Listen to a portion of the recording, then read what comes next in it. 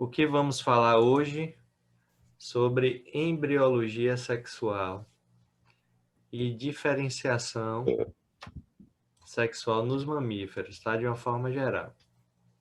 É uma aula que é bem objetiva, é bem bacana, gente, porque se vocês, né, dominarem esse assunto do desenvolvimento embriológico, né, diferenciação sexual, vocês vão entender como acontece quase 100% das alterações reprodutivas, né, especialmente de origem fetal, né, por erros, por falhas do desenvolvimento. Então, a minha estratégia hoje é essa, é focar nos assuntos que são primordiais, né, vocês vão ter literatura, os slides já estão lá, esse aqui não é a aula de lá é a aula completona, e essa é uma aula resumida, né, para se adequar a esse formato, tá bom?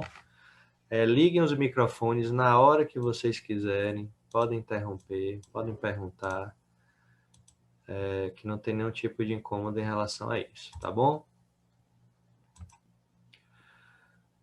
O primeiro assunto que a gente vai abordar é que acho que todo mundo já sabe, já domina. Mas existem diferenças genofenotípicas específicas entre os espermatozoides, tá? Espermatozoide X, espermatozoide Y.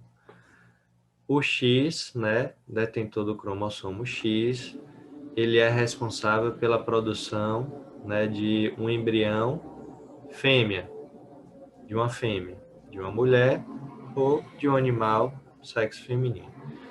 E o cromossomo Y não, é o outro lado, né? Então, aquele espermatozoide detentor do cromossomo Y, ele vai dar origem a um embrião que vai gerar, né? Vai trazer a termo aí um indivíduo do sexo masculino. Deixa eu colocar para gravar aqui, que eu sou danado para... Ah, já está gravando. Eu coloquei no automático e eu esqueço.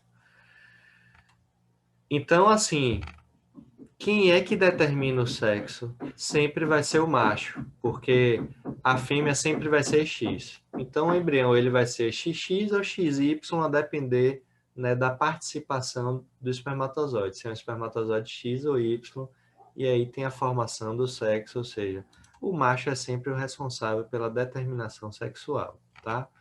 Então, nesse processo, a fêmea tem uma ovulação, né, pico de LH, pico de estradiol, pico de LH, ovulação, e o espermatozoide, então, tem aquele contato, né, inicial, migração, 8 a 12 horas de capacitação espermática durante o trato, né, genital feminino, e a fertilização, e após a fertilização, então, o desenvolvimento embrionário, tá? Para que esse espermatozoide penetre na célula, que foto bem bacana, né? Ultramicroscopia aí com utilização de corantes fluorescentes. Então, esse espermatozoide, para que ele acesse, né, ele tem que estar com todas as suas estruturas funcionais, né? Uma estrutura muito importante é a região acrossomal, onde tem as enzimas acrossomais, mais de 20 enzimas, que degradam, né, essa zona pelúcida ali externa ao ósseo, favorecendo então a penetração. E aí acontece um fenômeno bem interessante, né, tanto na medicina reprodutiva humana como dos animais, o fenômeno é muito parecido, que é o bloqueio à polispermia. O primeiro espermatozoide que entra, né, que tem acesso ali ao espaço perivitelínico, ocorre uma série de reações, né, imediatas e um pouco tardias, e vocês vão ter uma aula específica sobre isso, mas ninguém mais entra, né? Imagine o problema que seria se o dobro de material genético tiver acesso ali à região de nucleolo do ósseo. Esse embrião provavelmente não se desenvolveria, porque é ali um número de cromossomos a mais do que o adequado para desenvolver um indivíduo, seja ele da espécie qual for. Então, é o que nós chamamos de bloqueio à polispermia. Olha aqui uma animaçãozinha. Esse espermatozoide entra, uma série de reações acontecem, evitando que haja a entrada de um novo espermatozoide, tá? Deixa eu só adicionar, Felipe, Eu não apresentei você. Felipe, você tá com sua câmera aí, nego? Para o pessoal ver sua cara? Felipe é o monitor da disciplina. Ele tá com problema de áudio.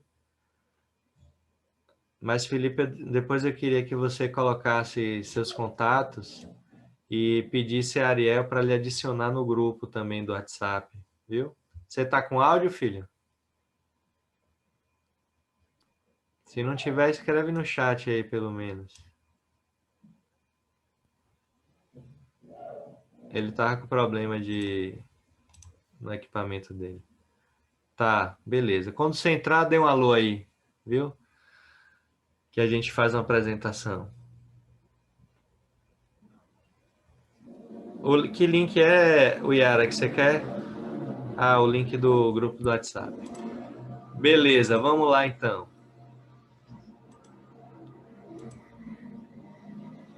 Beleza, beleza.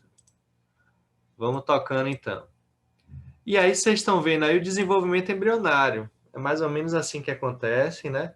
E aí a gente tem aquela viagem de que o espermatozoide entra com a cauda, né? Penetra todo o nosso. Não é bem assim, né? Essa imagem que está aí é a imagem ilustrativa, né? O espermatozoide ele se adere à membrana do óvulo, mas apenas o nucleolo é que tem acesso. Então, gente, tem uma biotecnologia que é chamada liofilização espermática. O espermatozoide é completamente desidratado, ejaculado, e os espermatozoides viram pó, literalmente. E essa tecnologia gera alterações importantes a nível de espermatozoide. Mesmo com essas lesões, devido à integridade do núcleo, né, a gente pega aquele pozinho lá e faz o que a gente chama de injeção intracitoplasmática. Coloca aquele nucleolo dentro do ósseo, do citoplasma ocitário, reativa, ativa ele, ativa a fusão desses nucleolos através de induções elétricas, e esse embrião se desenvolve mesmo com a célula espermática morta, degradada, a membrana plasmática lesionada, justamente porque o que importa para o desenvolvimento embrionário é um nucleolo, né, adequado.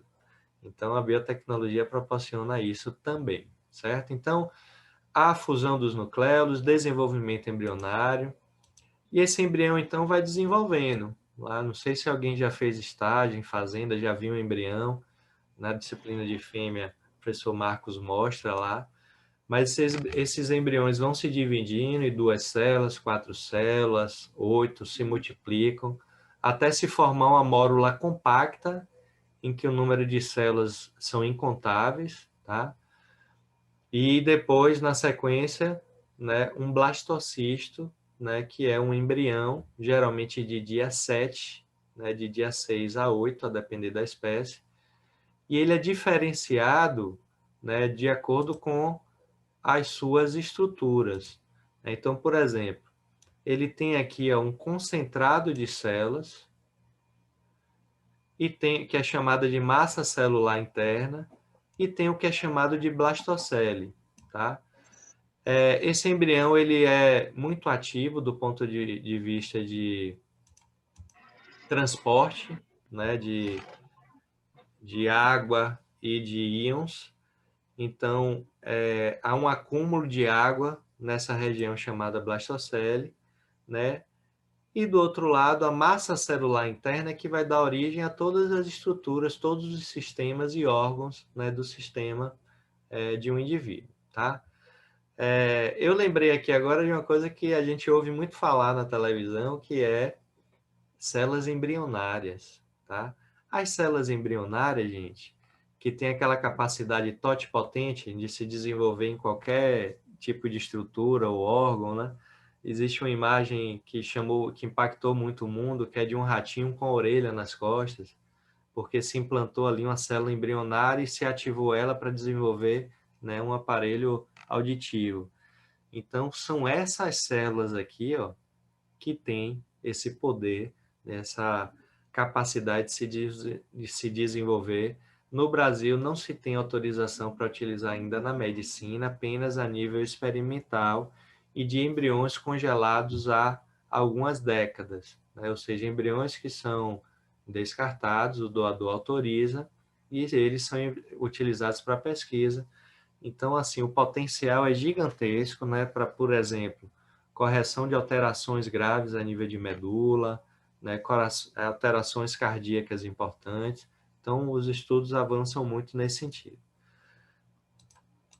Mas seguindo o tema da nossa aula, essa massa celular interna, então, ela vai dar origem ao mesoderma, endoderma e ectoderma. Não vou entrar nesses aspectos, né, histológicos, né, de embriologia mesmo dos sistemas, mas o que é importante vocês saberem, que o sistema reprodutivo, ele é derivado especialmente do mesoderma, né, e uma porção também na fêmea e estrutura masculina externa, né, o pênis, está relacionado ao ectoderma. Então, daí são formadas todas as estruturas reprodutivas. Então, exatamente o que a gente vai fazer hoje é estudar esses aspectos embriológicos relacionados à diferenciação sexual, dando um enfoque mais importante ao macho, tá?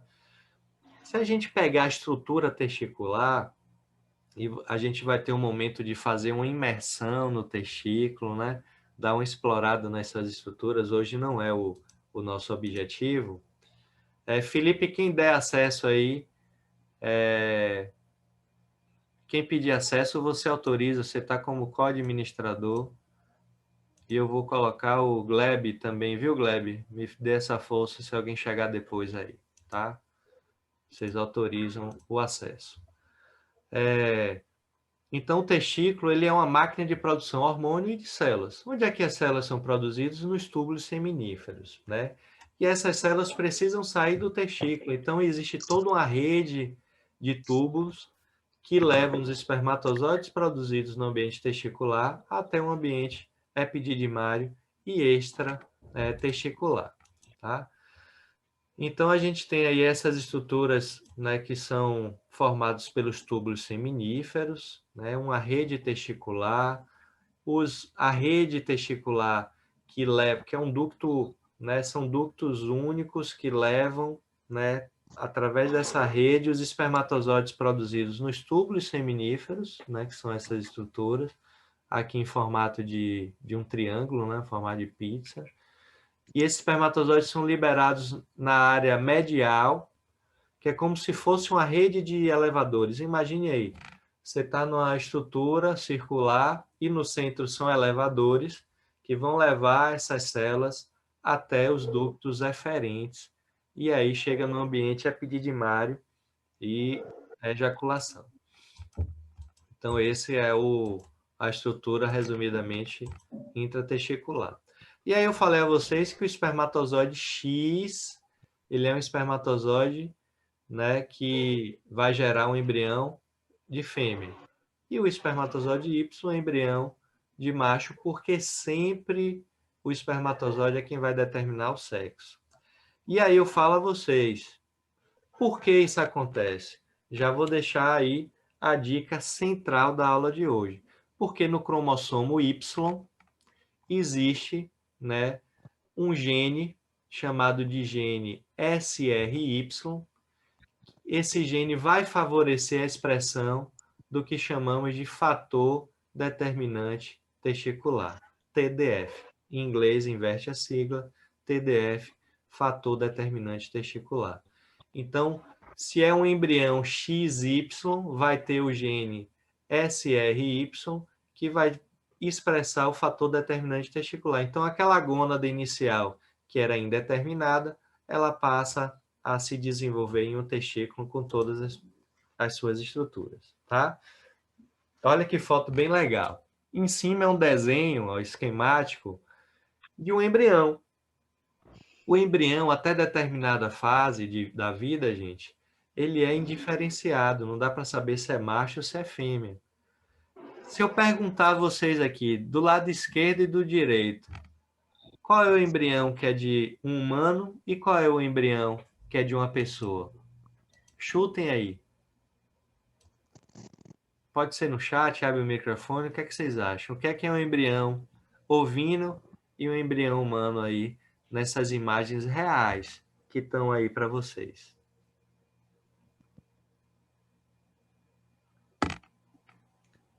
O que é que vocês acham? Pode falar, pode abrir o microfone ou no chat, fique à vontade. São muito parecidos, gente?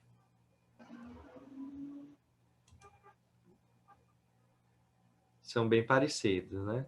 Muito parecidos. É exatamente isso. Eles são muito parecidos, né? Muito comuns. Imagine, não dá para saber a diferença de uma espécie para outra. Imagine se é macho ou fêmea. Então, esse componente inicial ele é comum, tá? O do lado esquerdo, humano, do lado direito, embriões ovinos, tá? Sendo gerados. Qual é a estrutura básica de um embrião em suas fases iniciais, tá? Saco vitelínico, a cavidade amniótica, a alantoidiana e o embrião no centro sendo alimentado, irrigado. E ele vai, gente, olha aqui, ó, migração das células germinativas, tá? Que vão migrar pelo intestino rudimentar. Deixa eu só colocar o carregador aqui. Células germinativas primordiais, que vão migrando através do intestino rudimentar, vão chegar até o embrião no local que é chamado de crista gonadal. E aí essas células elas vão se multiplicando de forma importante nessa região chamada crista gonadal. Isso vai acontecer ali nas espécies, né, de interesse doméstico entre os 35 e 45 dias, se multiplicando rapidamente, aumentando muito de tamanho de forma considerável, tá? E aí tem duas estruturas que vão ser determinantes para formar o sistema genital masculino e feminino. O primeiro deles é o ducto mesonéfrico.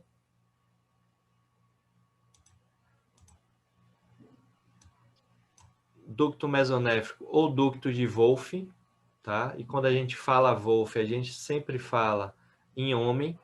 Ducto wolffiano, ducto mesonéfrico, a depender da literatura, vocês vão encontrar de uma forma ou de outra, que vai dar origem ao testículo, ducto deferente, glândulas vesiculares. Tá? A crista gonadal lá em cima vai dar origem ao testículo. O seio urogenital vai dar origem à próstata e glândula bulboretral.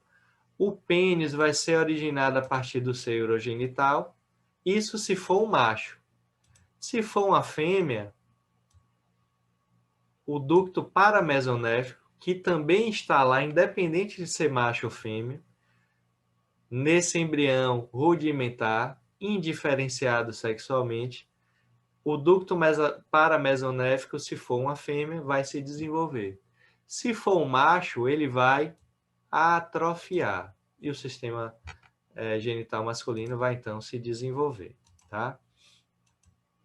Essa é a sistemática. Aí se a gente falar em tamanho de gônada fetal, lembra daquelas células, né, que foram migrando pelo intestino rudimentar e chegaram até essas estruturas aqui, que são as cristas gonadais que aparecem azul? Elas vão se multiplicando a um ponto em que, em determinado momento, eram 100 células. E através dessa migração e multiplicação, 5 dias depois de chegarem as cristas gonadais, elas serão em um número de 25 mil. Então, essa gônada começa a ganhar, né, desenvolvimento antes mesmo da sua diferenciação sexual. Então, é uma gônada indiferenciada. Pode ser um testículo ou pode ser um ovário. E aqui, gente, ó, atenção, tá? Podem tirar atenção no resto da aula, mas aqui eu quero foco total, porque aqui explica tudo. Se vocês entenderem isso aqui, vocês vão entender como é que há a ocorrência de um problema no desenvolvimento sexual de um macho ou de uma fêmea, tá? Isso aqui é 90% da aula. Eu falei a vocês que existe lá, no embrião XY, macho, o gene chamado SRY. Isso aí tá claro? Tá claro. Se é um espermatozoide Y, né, e tem lá o SRY, o que é que ele vai expressar, gente? TDF, fator determinante testicular. Se ele tem o fator determinante testicular, o que é que ele vai favorecer? O desenvolvimento de um testículo. E aí, gente, aparece no cenário uma célula que tem extrema importância, que são as células de Sertoli, tá? Essas células de Sertoli, elas vão secretar o hormônio antimuleriano, tá? Lembra lá que eu falei, ó, gente, túbulo paramesonéfico ou mulleriano, mulher, Muller, vai desenvolver sistema genital feminino. Se tem uma célula que inibe, gente, que inibe o desenvolvimento dos ductos mullerianos ou paramesonéficos, o que é que vai acontecer? O sistema genital feminino vai atrofiar. Ao mesmo tempo, essa gônada começa a diferenciar padrões celulares e um que tem função vital nesse momento são as células de Leydig. Por quê, gente? As células de Leydig, ó, produzem o hormônio masculino, testosterona. Se tem testosterona circulando, há o desenvolvimento e a maturação de todo o sistema genital masculino. Há também a biotransformação em dihidrotestosterona e o desenvolvimento dos demais órgãos e estruturas do sistema genital masculino, tá? Se há a presença do SRY, há o fator determinante testicular. Se há fator determinante testicular, há desenvolvimento das células de Sertoli que produzem o hormônio antimuleriano, antimulher, desenvolvimento dos ductos de Miller é cessado, atrofia tudo que está lá relacionado à fêmea. As células de Leydig entram em cena, começam a produzir hormônio masculino, andrógeno, testosterona, e aí vai embora, tá? Então, isso é mais ou menos o que acontece. E se você não entendeu alguma parte, a hora é agora, porque aqui responde tudo, certo? Então, fala no chat, abre o microfone e tira a dúvida agora. Não deixe para depois, porque essa é a cerne da nossa aula, tá?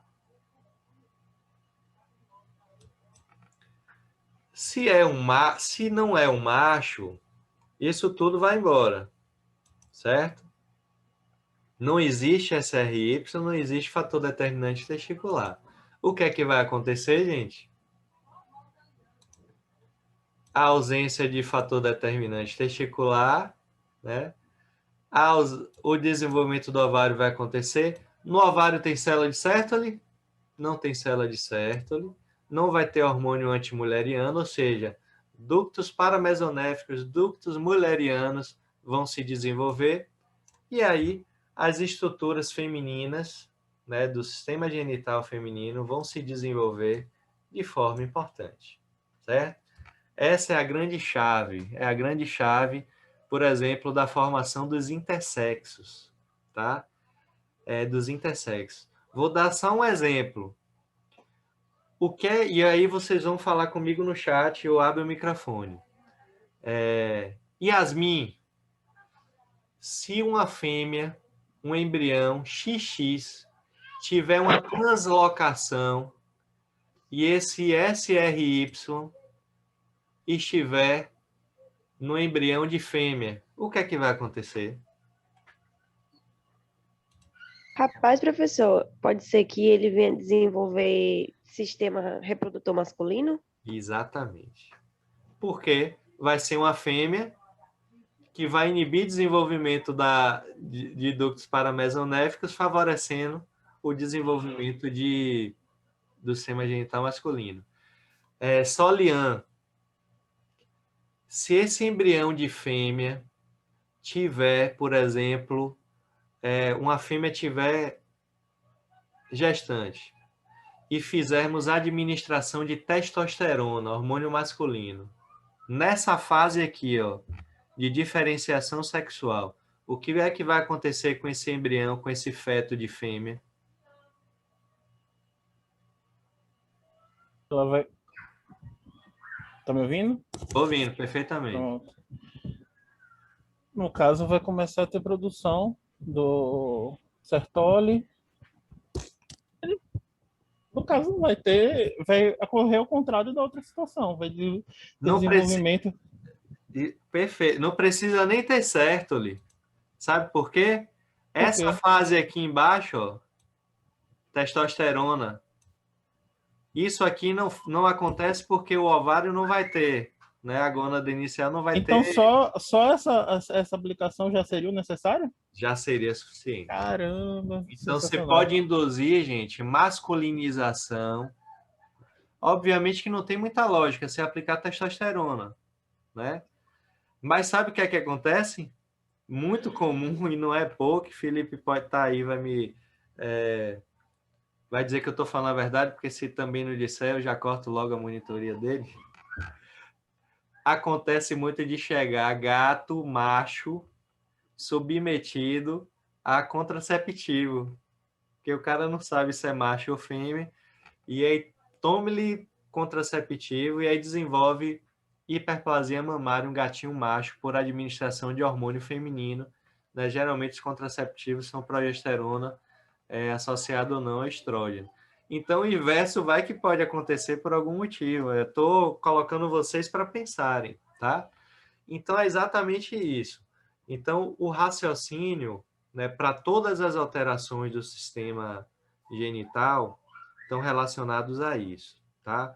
E esse exemplo, Solian, que eu lhe perguntei, ele acontece na patologia mais comum do intersexo em bovinos, que é o Free Martin. Acho que vocês já ouviram lá. É o que, Ana?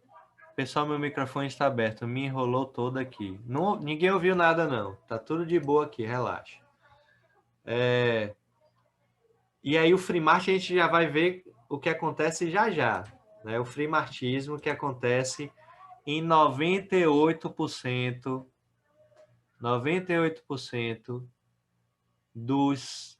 das gestações gemelares casais.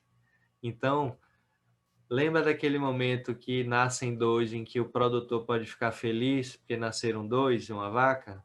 É um momento de tristeza se for casal, porque a fêmea sempre vai ser infértil. É o freemartismo, tá?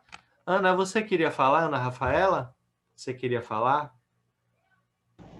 Oi, professor, tá ouvindo? Ouvimos, sim, perfeitamente. É porque eu me bato toda aqui, eu não sei quando é que tá desligado ou quando tá ligado, entendeu? Aí quando é que tá desativar mudo, tá desligado, não é isso? Exatamente. Aí o microfonezinho ele deixa de estar verde e fica vermelhinho. Tá certo, obrigada. Podemos seguir, gente? A compreensão rolou aqui, tá tudo certo? Beleza. Eu vou colocar um videozinho aqui. Os slides, eu tenho alguns 3 slides falando de diferenciação, tá? Aqui eu vou usar o vídeo porque ele é mais dinâmico, né? Um vídeo do YouTube, que eu vou passar até para vocês o endereço para que vocês vejam. Me falem só se vocês estão vendo o vídeo abrindo.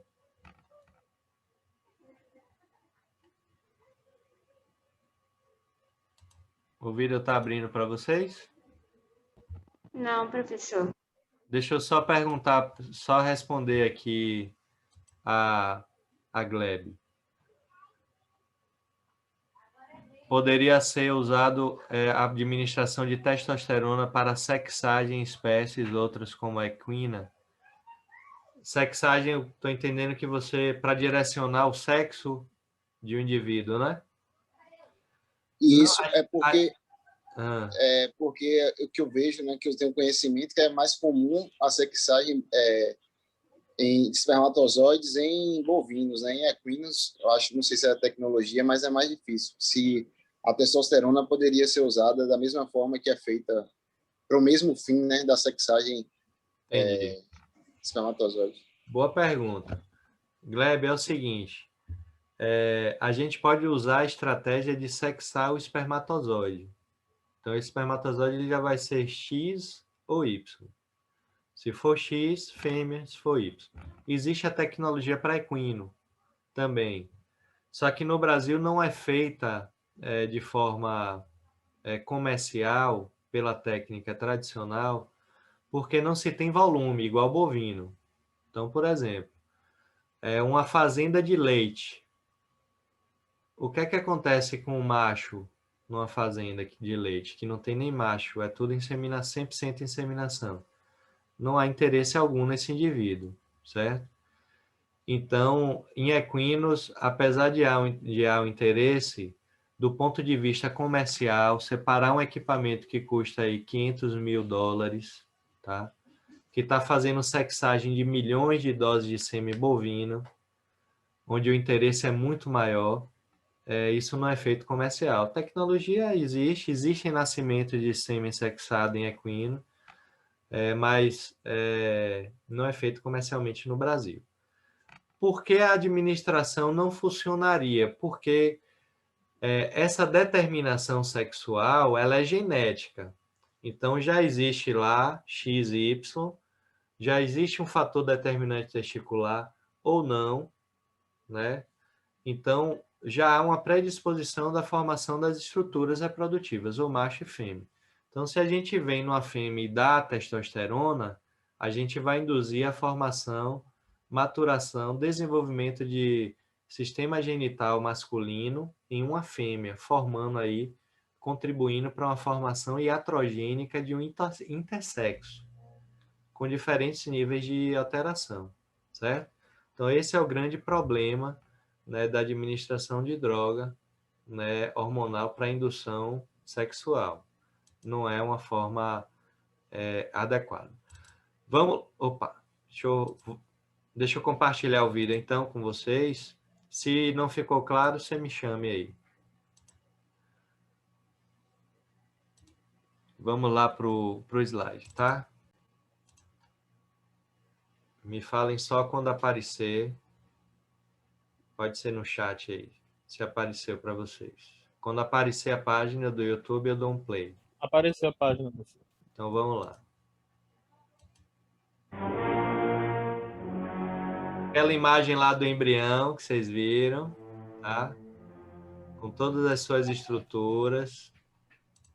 Olha a migração das células. Células primordiais migrando para a crista gonadal. E aí elas se instalam na crista e vão se multiplicando. Aqui estão as cristas gonadais, onde essas células vão se multiplicando, aumentando muito de tamanho. Olha lá, elas migrando pelo intestino rudimentar. Elas estavam no saco vitelínico do embrião.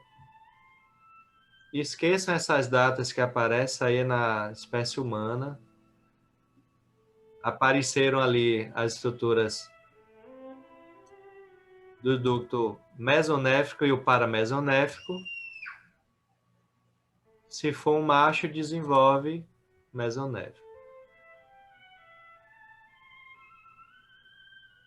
Rede testicular, ducto eferente, o epidídimo é formado.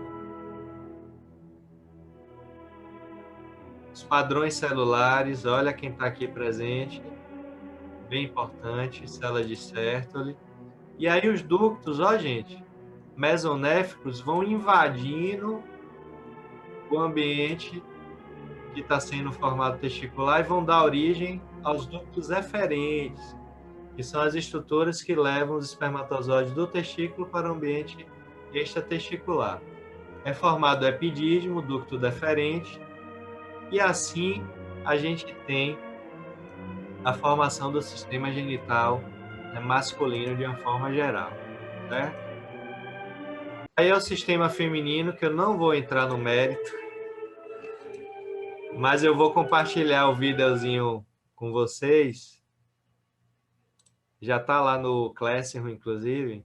E aí vocês assistem todo, tá? Porque depois de falar de fêmea, vai falar de formação do pênis desse indivíduo, tá? Voltando lá para a gente, para nossa aula. E aí existem, após essa determinação sexual, existe a multiplicação de vários padrões celulares, tá? Então, aquelas células germinativas primordiais que migram, que se instalam nas cristas gonadais, que formam a gônada, elas vão dar origem à célula primordial das linhagens espermáticas, que é a espermatogônia, tá? Se fosse uma fêmea, seria um ovogônio, como é o macho espermatogônio. A espermatogônia, quando o indivíduo atingir a puberdade, ela é recrutada e vai se multiplicando, né? E com potencial de uma espermatogônia gerar 300 espermatozoides, vão se multiplicando e se diferenciando para formar espermatozoides, tá? A formação das células mesenquimais, que vão dar origem às células de Leydig, e células germinativas, que no macho vão dar origem às células de Sertoli e os túbulos seminíferos, tá? Que idade, gente, acontece essa diferenciação sexual? E quando eu falo diferenciação sexual, eu falo de alterações internas, tá? Fator determinante testicular, célula de Sertoli produzindo fatores antimulerianos. Macroscopicamente, a gente não consegue diferenciar ainda, tá? Essa diferenciação que eu estou falando, ela já acontece, ó, no feto bovino, quando ele tem, ó, gente, 2,5 centímetros, né, aproximadamente, né, se é um macho, 3 centímetros se for uma fêmea. No caso de um suíno, 2 centímetros, se macho, 2,5 centímetros na fêmea. Por que o macho é menorzinho? Porque aqueles fatores, gente, acontecem primeiro, né? A fêmea ela só vai se desenvolver se não houver fator determinante testicular. Então, se aqueles mecanismos não acontecerem, os ductos mullerianos passam a se desenvolver. Então, a diferenciação estrutural na fêmea acontece posterior no macho, que no caso dos bovinos, né, de uma forma geral, os animais domésticos, 45 dias. Então, é bem pequenininho. Esse é um dado que vocês vão encontrar na literatura e eu trouxe para vocês não se assustarem, mas nas éguas, né, existem lá os cálices endometriais, né, que produzem o hormônio ECG, gonadotrofina coriônica equina, que é uma bomba hormonal, né, que é um mix de hormônio LH e FSH, hormônio luteinizante e folículo estimulante, que tem a função de favorecer o desenvolvimento, né, das estruturas, seja ela ovariana ou testicular.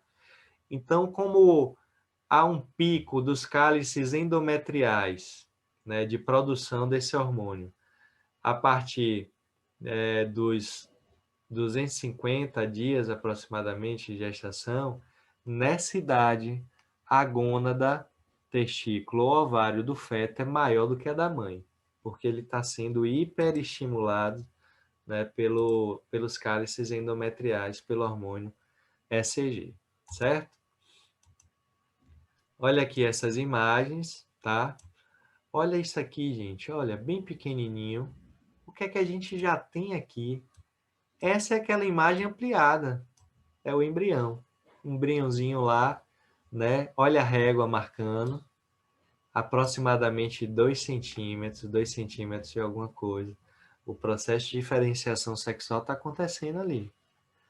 Dá para a gente saber se é macho ou fêmea? Aí, não, tá? Uma pergunta de $1 milhão eu vou fazer agora. Esse indivíduo, ele é um zebuíno, um Bos taurus taurus, É um zebuíno, é um indiano ou é um europeu? $1 milhão na conta amanhã. Para quem acertar. Abra o microfone aí. Ninguém quer ficar milionário do dia para noite? É um indivíduo ou não é, gente? Esse cupinzinho aí, hein, professor? Aê, muito bem. Passa a conta, viu, Felipe? Olha o cupim, é um zebuininho, né, gente? É um zebuininho. E é um macho ou é uma fêmea? Quem tá com o olho bom aí? É um macho ou é uma fêmea? Eu abri até a perninha aí, ó, para vocês verem. É um machinho?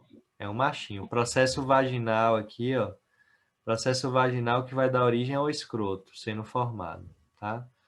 Gente, essa é uma imagem que infelizmente acontece porque alguns animais, algumas fêmeas, elas são abatidas, né, no frigorífico gestantes, né? É triste, é bem triste isso. A gente precisa evoluir nesse aspecto, mas ainda não evoluiu. O que a gente conseguiu foi evitar que fêmeas em gestação avançada entrem na linha de abate, mas gestações em terço inicial, elas ainda são autorizadas, tá? Mas a nossa luta é para que um veterinário sempre avalie essas fêmeas para fazer essa retirada das fêmeas gestantes da linha. E aí, como a gente pega útero de abatedouro para dar aulas para vocês, antes de vocês treinarem nos animais, né? A gente treina em peça. Então, às vezes, a gente pega essas estruturas. Eu estou só justificando para vocês porque esse material chegou para a gente, tá? Mas é isso. Olha ele aí, ó. Olha aí. Olha aí. Olha eles aqui, ó. Pequenininhos, tá?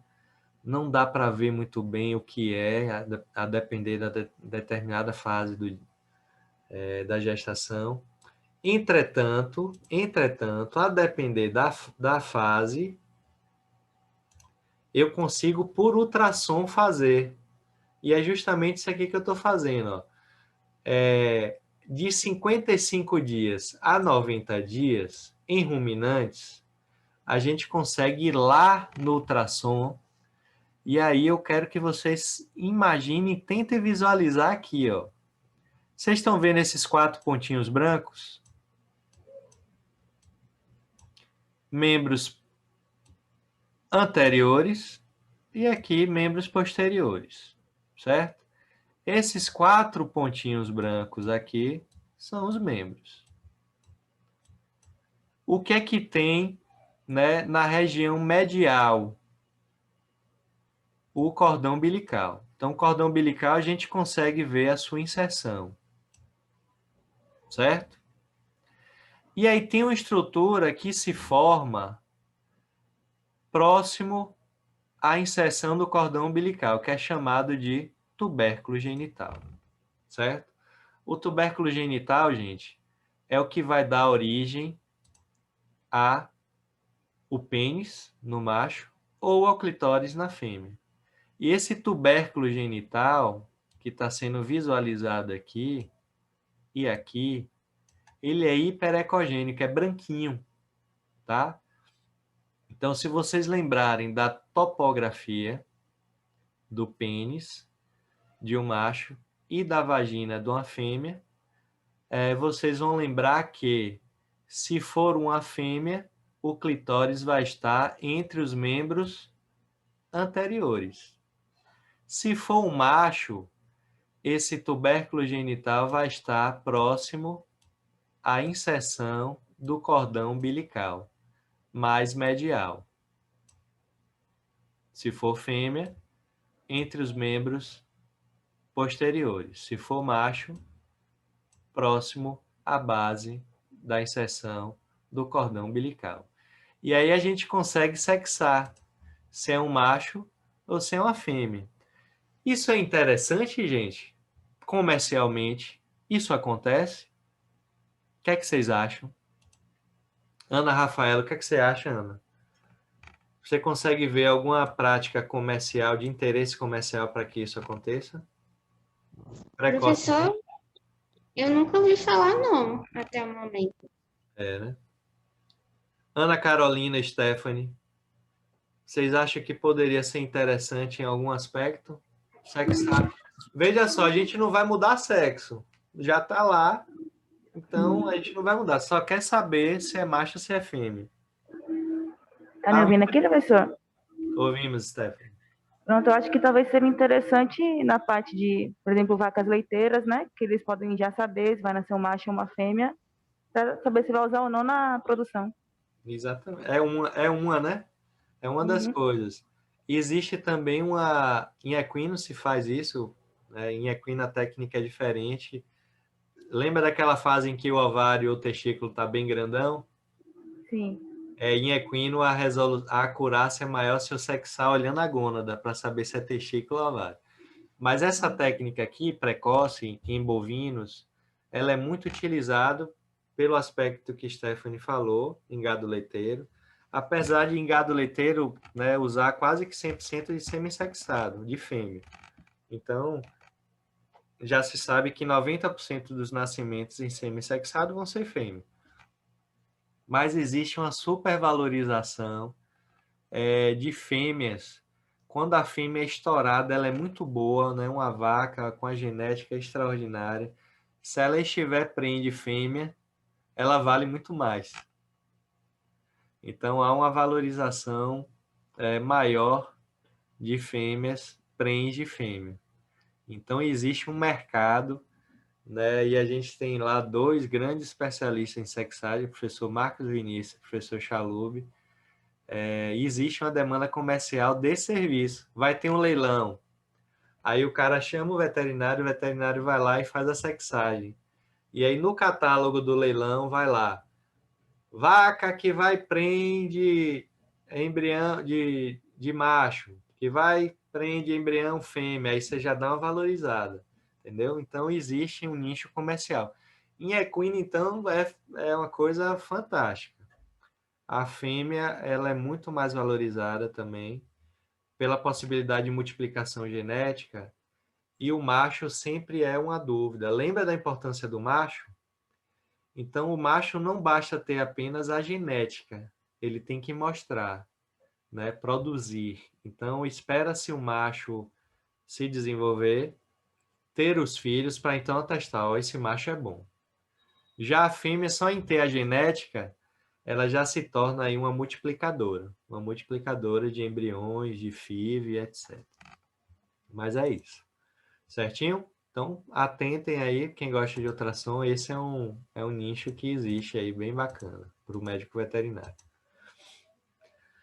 Aí, gente, falamos de desenvolvimento, expliquei a vocês como é que desenvolve, como é que as coisas acontecem, e é justamente naquelas fases de diferenciação que acontecem as anomalias de desenvolvimento, né? O que é que a gente chama da formação dos hermafroditas ou os pseudos hermafroditas, onde há uma discordância entre sexo genético, gonadal e fenotipo. Ou seja, é um macho geneticamente com sistema genital feminino. É uma fêmea geneticamente com estruturas masculinas, tá? E aí, o que é que vai diferenciar? O que é um pseudo e o que é um hermafrodita verdadeiro, tá? Um intersexo verdadeiro ou falso, um pseudo ou um verdadeiro hermafrodita. É uma coisa bem simples, tá? Vão ter várias variações, não tem importância clínica assim, né, significativa.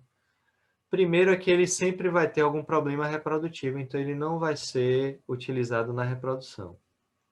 O outro é que o valor clínico, saber se é verdadeiro ou falso, também não tem muita importância.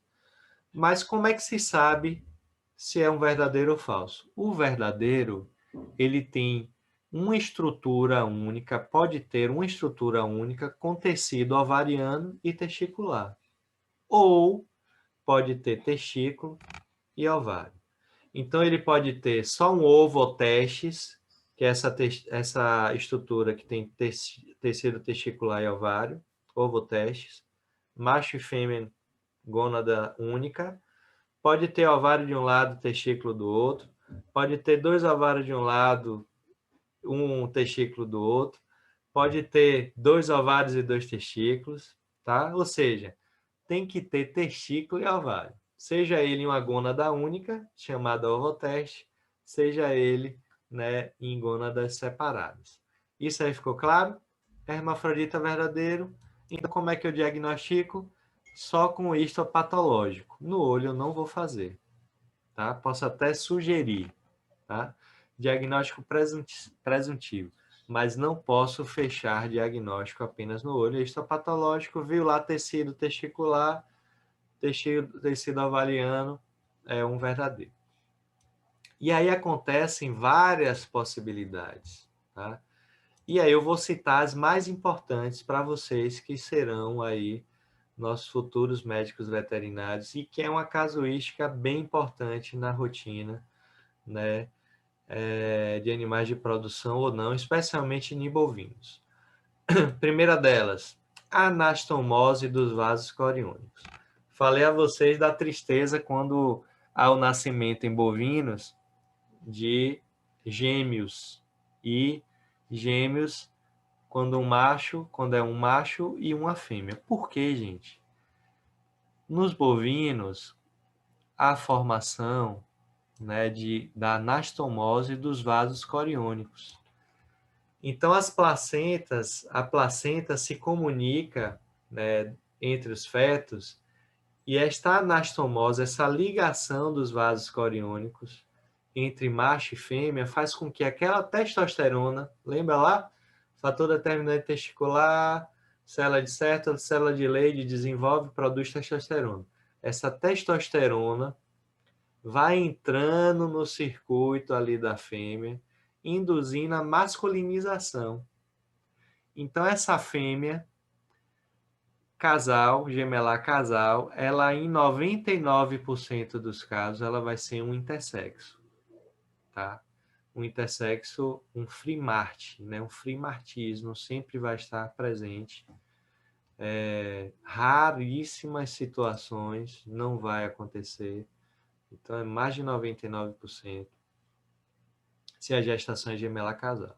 Então, essa testosterona do feto macho vai induzindo masculinização e eu vou mostrar algumas imagens já já. Existe, gente,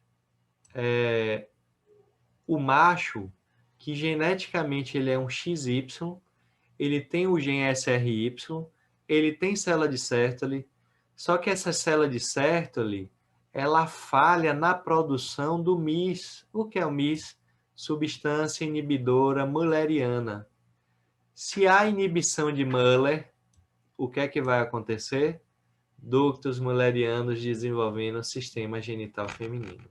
E aí vai ser um macho com estruturas femininas. Existe ainda a digenesia gonadal XY. É um macho, aquele macho produz testosterona, que iria induzir masculinização das estruturas, desenvolvimento, tá? Do seio urogenital formando pênis, né, e estruturas masculinas. Entretanto, esse indivíduo tem falha na produção de receptores de andrógeno, ou seja, testosterona está bombando, tem muita testosterona circulando, mas ele não tem receptor para captar esses andrógenos. Então, há falha na masculinização, né, desse indivíduo. Há ainda o exemplo que eu dei, inversão sexual XX. É uma fêmea, XX, entretanto, houve uma translocação do gene SRY. Então, o espermatozoide X ele vai ter o gene SRY, vai ter o fator determinante testicular e aquela fêmea vai ter testículo sendo gerado, o intersexo, tá? Possivelmente o intersexo verdadeiro vai ser formado aí, vai ser originado. E aí o último exemplo que eu também comentei da possibilidade é o intersexo induzido por hormônio. É uma fêmea que está prenhe de fêmea e recebe testosterona. É uma fêmea que está prenhe de machos, de uma ninhada com machos e fêmeas, recebe a administração de estrógeno, né, de estrógeno, e é uma feminização da ninhada de macho. Isso pode acontecer também, certo? Interferência. O mais comum é o efeito da testosterona aí masculinizando, induzindo masculinização daquelas fêmeas, né, que estão sendo geradas, certo? Então, esses são os principais. E aí já vejam, já me pergunte no chat ou no microfone se há alguma dúvida. Concomitantemente, eu já vou mostrando aqui as imagens, né, que podem acontecer nesses intersexos. Primeiro Pode perguntar. Você pode explicar de novo o penúltimo, a inversão sexual XX? Inversão sexual XX. A inversão sexual XX é quando o X, o espermatozoide, né, a participação genética, né, do espermatozoide, ele vai ter esse gene TDF, que vai expressar o fator determinante testicular, ele só está no Y. Nesse caso, há uma translocação e o gene SRY vai estar presente no X.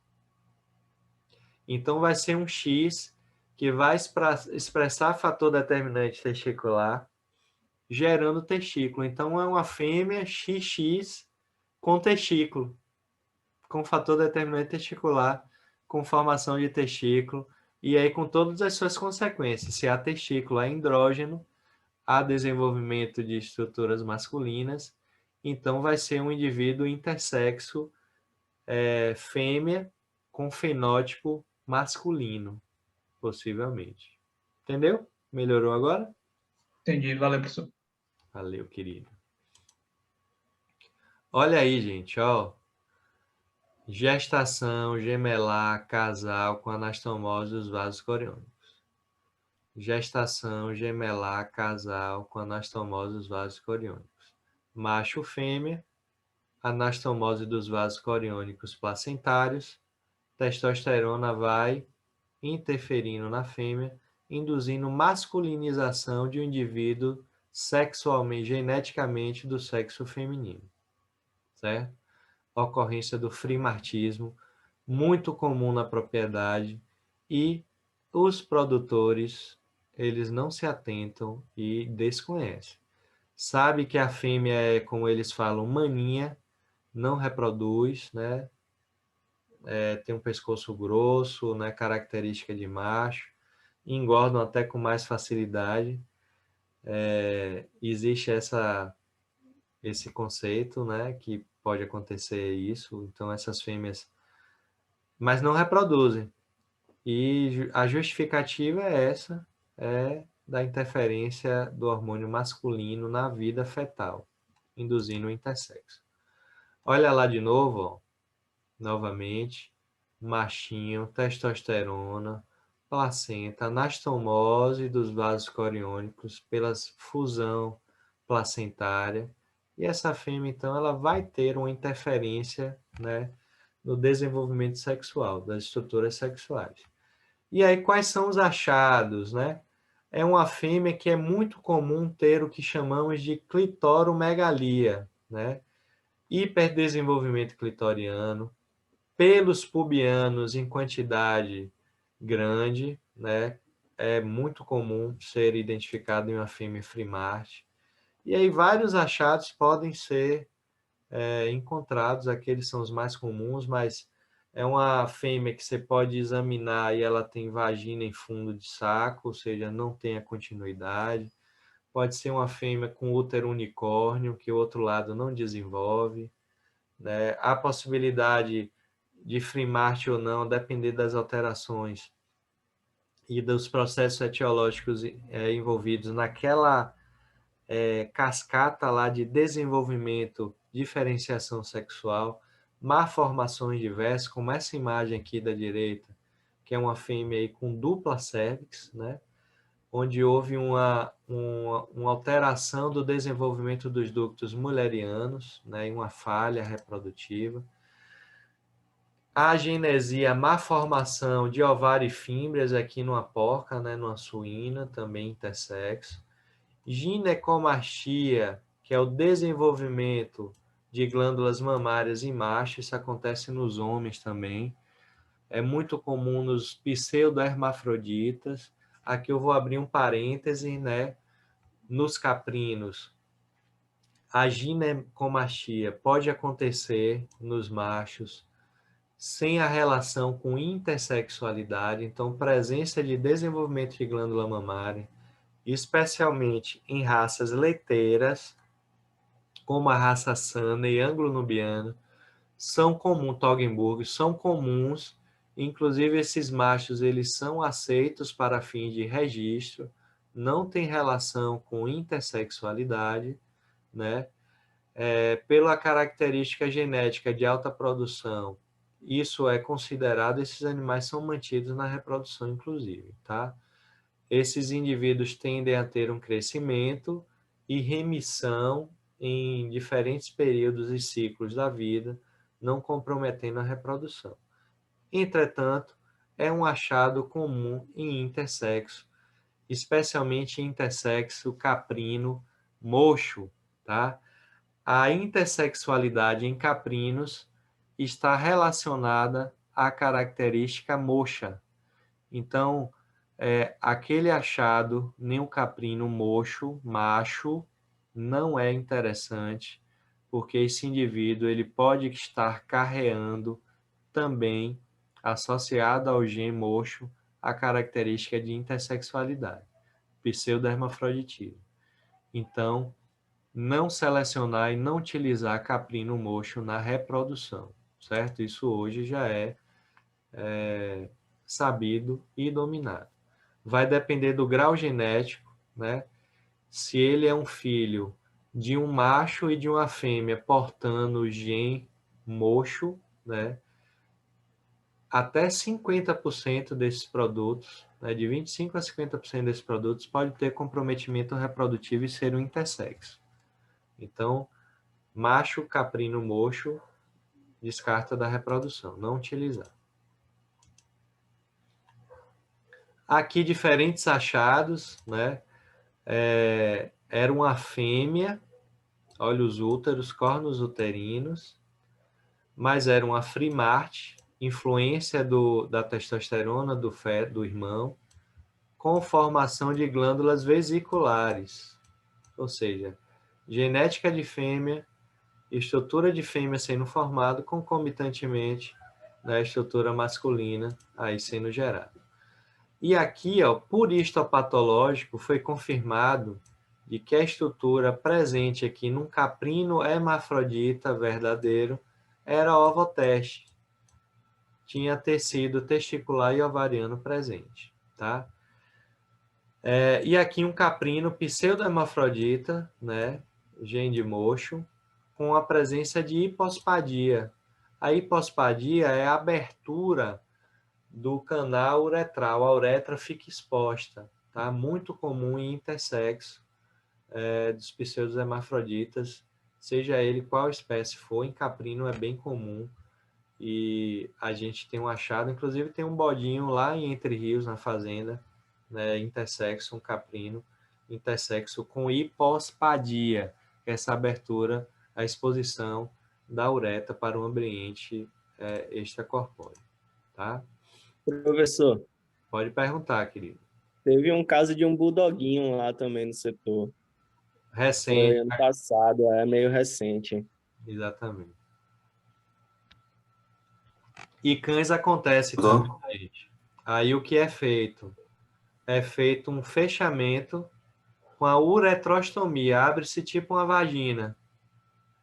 Para que esse animal ele consiga urinar, ele aprende, ele desenvolve a micção se abaixando como uma fêmea, porque essa abertura uretral, a urina fica escorrendo, causa uma dermatite, isso causa uma abrasão, lesão, né, importante, que vai se agravando.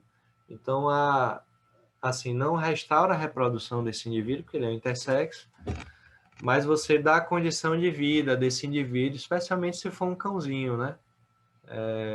Então, você consegue restaurar ali a parte fisiológica, ele se torna mais susceptível a infecções urinárias, mas ele consegue restaurar a micção com esse tipo de procedimento. Trouxe essa... Pode perguntar. Felipe? Isso. Diga, Tem como o senhor relembrar para mim, por favor, a diferença entre pseudo e verdadeiro? Tem. Eu me confundi um pouquinho. Simples, Filipão, é bem simples. O verdadeiro tem que ter testículo e ovário. E o pseudo só tem testículo ou ovário. Esse testículo e ovário juntos, no intersexo verdadeiro, pode ser uma estrutura única. Como é o nome dessa estrutura? Ovotestes. Ou ele pode ter testículo e ovário. Intersexo verdadeiro. Intersexo falso, pseudo-hermafrodita, ele tem apenas uma gônada, ou testículo ou ovário. É só isso. Certo? Clareou? Beleza, obrigado. Pronto. E aí eu trouxe para essa aula, gente, o mecanismo de descida testicular. Por quê? Em algumas espécies, isso tem um valor clínico muito importante, porque é muito comum, certo? É um fator genético importante em cães e em equinos especialmente, tá? O processo de descida testicular, o testículo, gente, inicialmente, vocês lembram lá da crista gonadal, em que vai haver aquela migração das células, multiplicação. Isso é cavidade abdominal, está lá próximo do metanéfrio, que é o rim rudimentar, né? Bem longitudinal, bem distal, cranial, próximo ao rim, né? O rim rudimentar. E esse testículo precisa descer para o escroto. E isso já acontece ou na vida fetal em algumas espécies, ou logo após o nascimento. Como é que isso se dá? Primeiro, ao desenvolvimento do processo vaginal,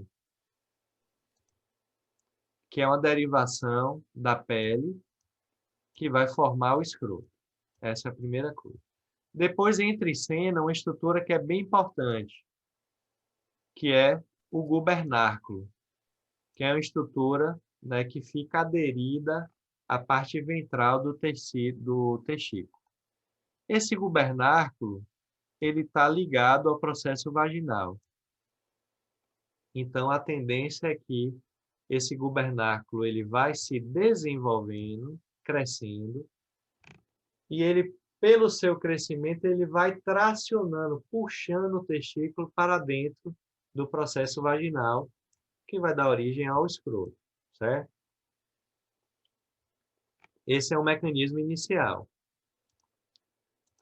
Aí chega um momento, gente, que o gubernáculo ele começa a se atrofiar. Como ele está ligado no testículo, e ele era grande, ele começa a se retrair, o que é que ele faz? Puxa de vez o testículo.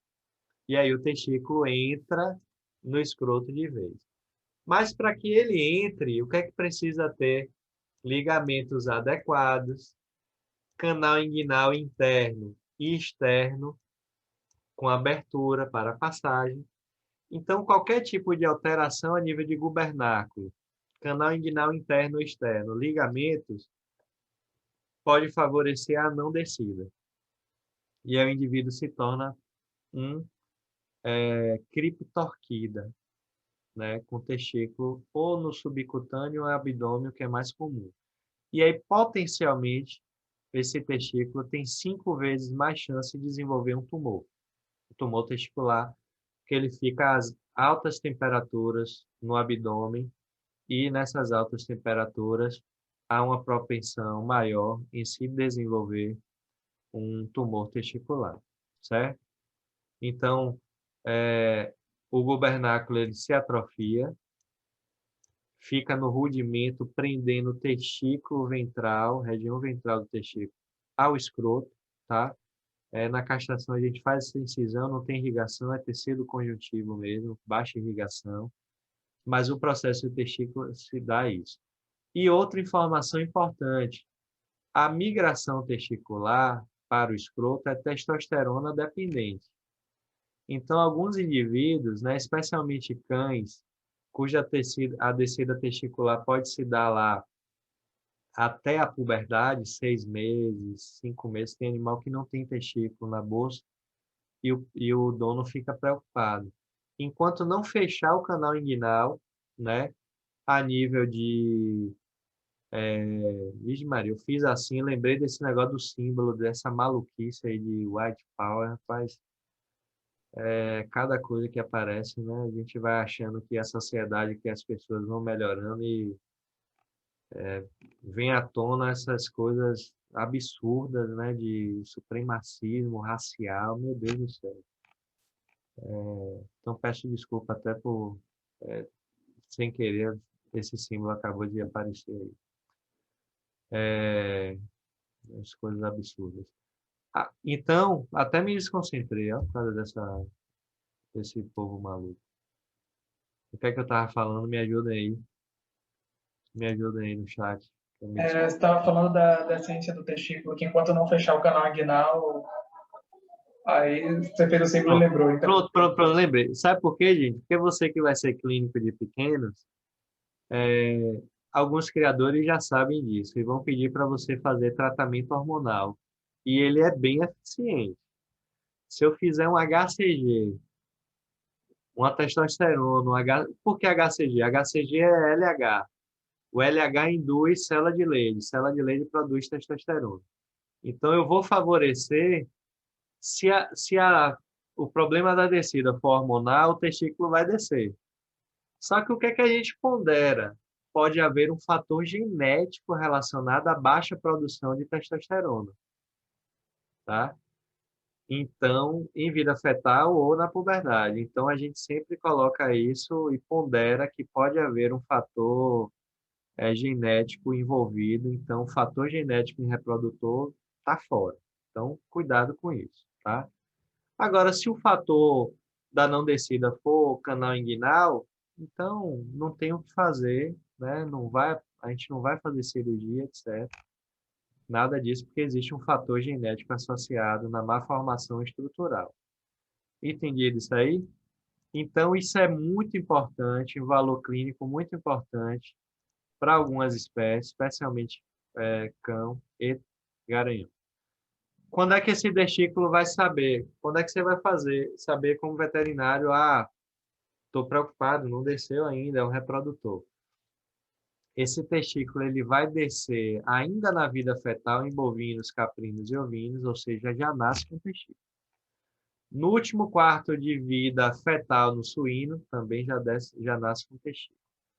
Nos equinos, tem animal que já nasce, tem animal que não nasce. Então, aquele potrinho às vezes não nasce, né? Ele é um pouco mais tardio e o cara olha e não tá. Daqui a pouco olha, tá, porque o canal inguinal está aberto, o testículo sobe e desce até a consolidação. Então, nunca dê um diagnóstico de criptorquida em um equino jovem, porque ele pode ser um animal tardio e até a consolidação do canal inguinal, igual nos cães, a gente não fecha esse diagnóstico. O que é importante no equino é que primeiro desce o testículo, desce o epidídimo, depois desce o testículo para o escroto.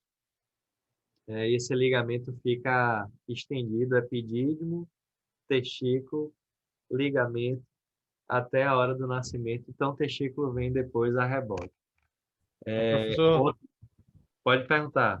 No caso dessa descida do escroto em equinos, seria até quanto tempo que a gente poderia aguardar? Em equinos? Isso. É Felipe, é? Solian falando. Ô, Solian, eu não vi aqui aparecer que eu estou na apresentação. Então, tem animal que é muito tardio. Então, nos 6 meses, tem animal que até 1 ano o testículo não desceu e desce depois. O que é importante é fechamento de canal inguinal. Essa é a nossa régua. Daí a gente tenta examinar fazendo a inspeção, o exame clínico propriamente dito. No caso de cães, a nossa régua é de 6 a 7 meses, que é quando, especialmente em raças pequenas e médias, grandes são mais tardios. Mas essas raças aí, até 6, 7 meses, ao fechamento de canal inguinal, quando então a gente pode dar um diagnóstico de criptorquidismo, tá? Sempre importante esperar chegar a puberdade. Então, se está com receio, está na dúvida, espera chegar a puberdade. Se não descer o testículo até aí, então é um criptorquidismo, é mesmo, não tem para onde correr. Certo? Respondido? Respondido, obrigado. Olha aqui as duas espécies que têm um valor clínico muito grande. E aí o que eu posso dizer, gente, é que mais de quase 80% dos tumores testiculares em cão são em testículos criptorquidas. Então, testículo criptorquida em cão, cirurgia logo, porque ele potencialmente vai desenvolver um tumor, certo? Do outro lado, criptorquidismo no garanhão. Tem raças que aceitam e registram reprodutor criptorquida. A raça comum, mais comum para a gente é o quarto de milha. O quarto de milha aceita registro de um reprodutor apenas com testículo. Por quê? Eles consideram que o reprodutor ele tem que ser bom funcional. Primordialmente, ele tem que passar características de prova, tem que ser um vencedor, tem que fazer filhos ganhadores de prova de vaquejada, de salto, de corrida, né, de hipismo, etc. A reprodução fica em segundo plano, e infelizmente a realidade é essa, e por isso a Associação Brasileira de Quarto de Milha registra criptorquidas, o que a gente entende que é uma seleção genética negativa. Você está selecionando indivíduos reprodutivamente negativos. Mas vocês que vão se inserir no mercado e trabalhar com equina, a realidade é essa. Então, não acho estranho, né, que vocês tenham que vir a reproduzir um indivíduo como esse, porque o mercado exige isso e paga por isso. E a questão ética, nesse caso, né, em que há um fator relacionado à produção, à funcionalidade e não produção ou vida do indivíduo, não é afetado. Então, até aceita-se nos garanhões, né, a justificativa para fazer essa reprodução de indivíduo nessas condições é mais aceitável do que um animal de produção, que isso é inconcebível, ou se esse fator genético levasse à saúde animal, à falta de saúde animal, que não é o caso, é porque esses indivíduos podem ser operados, ficando apenas um testículo. O que é que acontece? Hipertrofia compensatória. O testículo que fica aumenta em 80% o seu tamanho e a sua produção hormonal e espermática. Então, é como se esse indivíduo tivesse os dois testículos após a orquiectomia do testículo criptorquida em cavidade. O indivíduo vive tranquilamente e até do ponto reprodutivo. Qual é o problema? Gerações futuras vão carregar essa característica que no garanhão é recessiva, é bem importante e tem um impacto nas gerações futuras, certo? Mas eu achei que era importante dar esse cenário aí comercial, porque já já vocês estão na rua aí tocando, tá? Para fechar, talento é acertar em um alvo que ninguém acerta, genialidade é acertar em um alvo que ninguém vê, Arthur Schopenhauer, para reflexão apenas, tá? Vamos lá, então. Eu tenho 12 pessoas aqui. Eu quero saber se alguém de vocês está com dificuldade de acessar o Classroom ainda. Ou tá tudo ok? Falem comigo, abram seus microfones. Deixa eu ver vocês aí. Quem puder abrir a câmera, abre. Tá tranquilo, professor. Tá de boa? Tá de boa? Tá Eu tudo tô conseguindo entrar Tô normal. conseguindo normal. Tá. Tem alguém que me relatou e minha preocupação é porque eu tenho me comunicado mais por lá. A Ariel tem dado a força. A Ariel, depois eu vou lhe aposentar, viu? A Ariel saiu, né? Parece que caiu e não conseguiu voltar. Porque o monitor tá aí, então eu vou aposentar a Ariel. A Ariel está me ajudando a compartilhar, então eu sempre vou fazer assim. As coisas do Classroom e também através do monitor aí no grupo de estudo. Então eu vou colocar aqui, eu peço que vocês copiem, colhem no chat o que é que tem aí para vocês. É o que eu já falei aqui. primeiro, o endereço do vídeo, que é bem bacaninha, é bem curtinho. O vídeo do curso, o link da lista de presença, aquele blog que a gente não discutiu, mas que eu li todos vocês, achei bem bacana a discussão de vocês.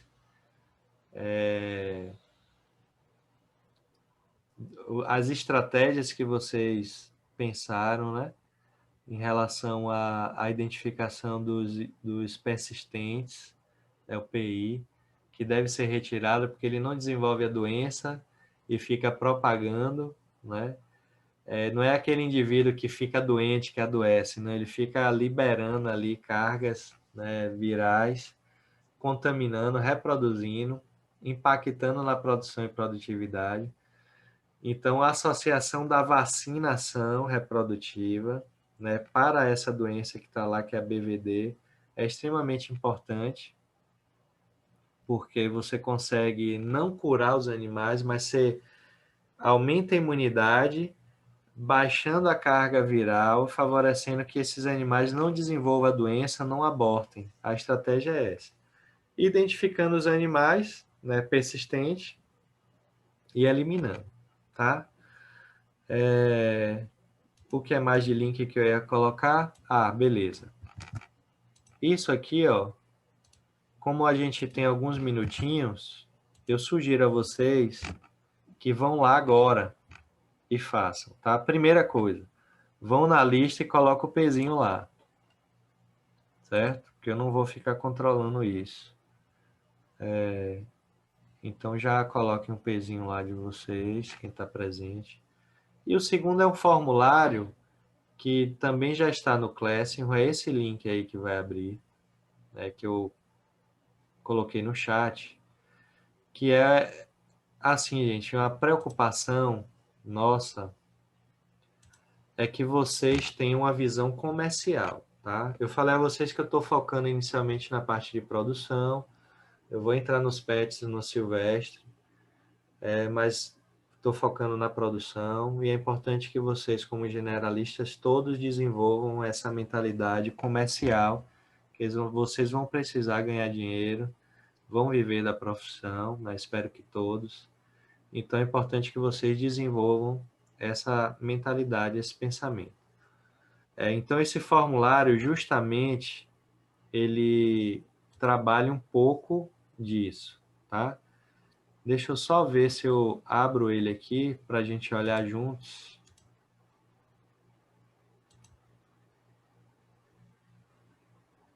Quem tiver em celular e computador e tiver com os dois, quiser ir abrindo, pode abrir. Eu vou abrir aqui para vocês, para mostrar na tela qual é o caso.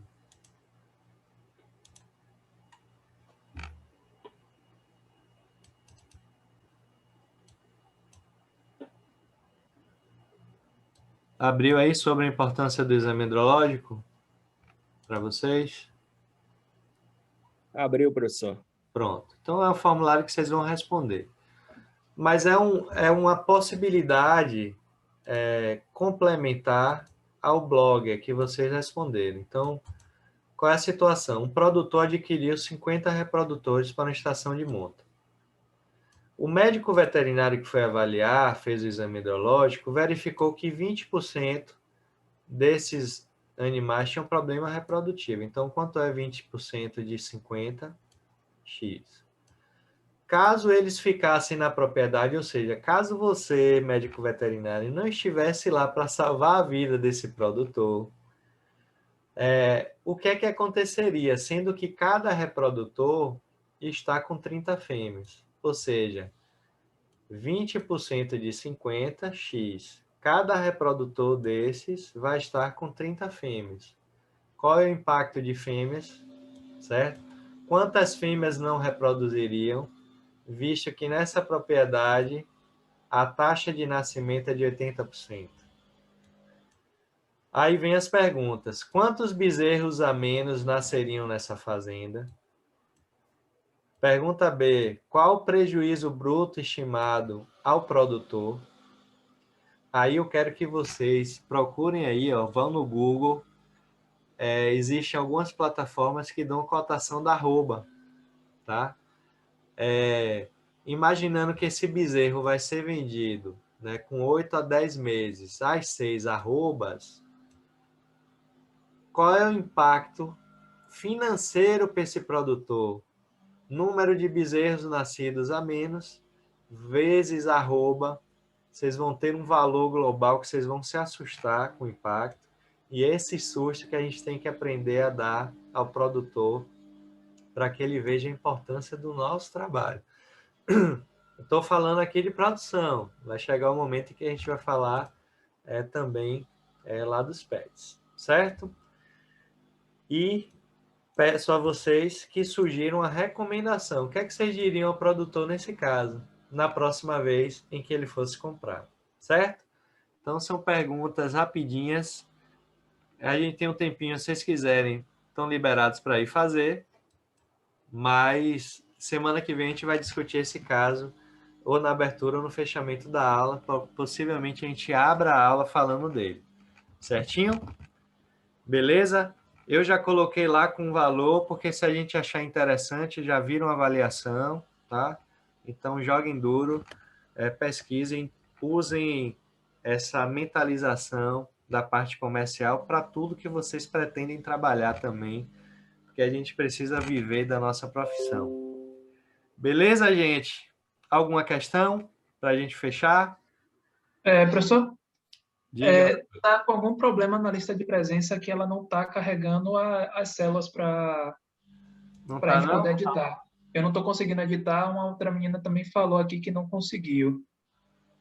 As células estão como se estivessem diminuídas. Só se você clicar e for passando na seta, você consegue visualizar acima o que está escrito. Mas relaxa, eu vou mexer nela. Sai todo mundo, tá cheio de gente nela aqui. Sai todo mundo, eu ajeito e mando para o Classroom. Beleza? Esse link que você mandou aqui estão no Classroom também, né? Esse link está no Classroom. O formulário lá que eu pedi já está lá no Classroom. Na aula, veja que a gente dividiu por tópicos, está no tópico de importância da reprodução. Ok, certo. Valeu, meus queridos, minhas queridas. Beijo grande, obrigado pela atenção, viu? Vocês conseguiram manter o foco? Ficou de boa? Sim, professor. Beleza. Sim, professor. Boa semana, viu? Se cuidem, pelo amor de Deus, gente. O momento tá péssimo. Não tem previsão de vacina para a gente ainda, né? Nem aluno, nem docente. Então, se cuidem, se cuidem. Máscara na cara e alquinho para tudo que é lado, viu?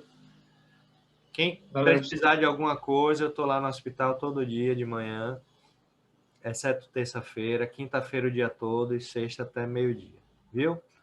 Beijo grande, se cuidem. Tchau, tchau. Sim.